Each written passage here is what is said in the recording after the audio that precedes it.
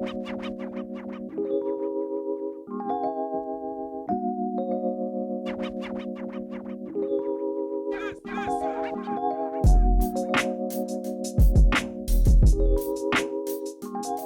up, guys? One of the questions I keep getting asked is the Nikon Z5 good for wedding photography? And my answer is emphatically yes, and I want to tell you why. The first reason is it has great ISO capabilities. I can feel confident shooting in low light conditions like receptions. You can go up to 3000, 4000 ISO with the Z5, and I think it's better than the D850. Sometimes you want to capture the atmosphere as is without additional light, and the Z5 allows you to do that. You can't always wait around for the recycle time of a flash. You know, there are important, fast-moving parts of the day, and you have to be able to get it, and you have to be able to get it fast. My second reason that I think it's great for weddings is the weight. It is so light. As a smaller photographer, I have to really decide what I'm gonna carry in my bag and when I'm gonna carry it. So I can shoot with the Z5 and the 70-200 for hours, no problem. Now with the D850 and the D5, I can only shoot maybe 10-20 minutes with that setup, and I was getting weak and shaky. I love that it has 24 megapixel sensor size. Some of you may be thinking, wow, there's cameras out there that have 48 megapixels. They got the Fuji's like 100 megapixels. Why would you want lower resolution? For me, I really enjoy being able to use the reciprocal rule because I don't like introducing additional light when there's fast moving things going on. So the reciprocal rule, if you don't know what it is if you're shooting, say, with a 50mm lens, then your slowest shutter speed could be 50th of a second to reduce the camera shake. If you're using a higher resolution sensor camera, then you're gonna have to use a faster shutter speed to reduce that camera shake. And I know this for a fact because I accidentally did it when I got my D850. With a higher resolution camera, a lot of times you have to double the shutter speed or even more to make sure that you don't get camera shake. This is a feature that is not really talked about that much, but the tilt screen.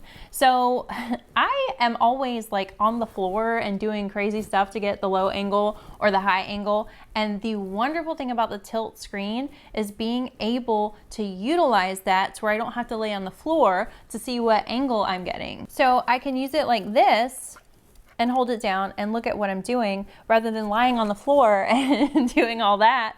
Or I can even make it to where it comes out so that I can hold it up higher and I can still see what I'm doing. It truly is a hybrid camera, and the ability to switch from photo to video seamlessly is amazing to me and my clients because I can give them that little something extra, and it produces an additional product that I can sell to the client when it's all said and done.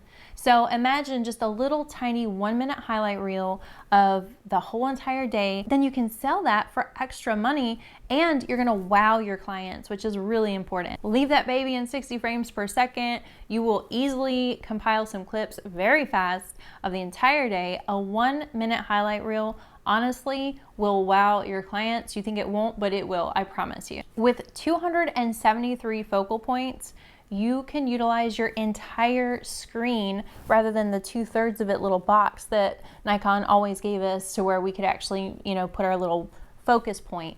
And you don't have to focus and recompose all the time. I'm still doing that because I'm so used to it, but I catch myself and I'm like, oh, I don't have to do this anymore. So those are 6 amazing reasons why the Z5 is wonderful for wedding photography, but we do need to talk about the cons. The first con is battery life.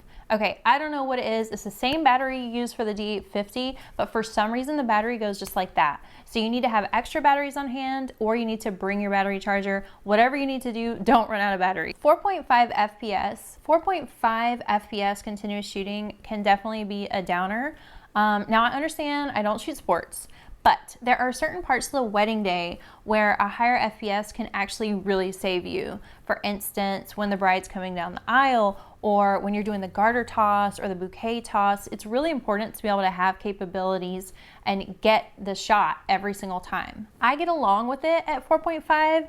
It's not that big of a deal, but it could be for some other people. The other con would be that it doesn't have a top screen. This may not be a problem for you, but I do utilize the top screen, so that was definitely something that it took me a while to get used to. It may not be an issue for you. And the last con is the 2 SD cards over the 1 XQD card. And some of you may be thinking, oh, well, they finally put 2 card slots in. Isn't that what we wanted? Okay, I would rather rely on the 1 XQD than the 2 SD. And the reason I say that is because I have multiple problems with SD cards with cameras before. I've tried different brands and I have had issues with them malfunctioning. I have not had a single issue with an XQD malfunctioning. I know that can make me lucky or whatever. I would just prefer to have 2 XQD card slots rather than 2 SD card slots. My conclusion.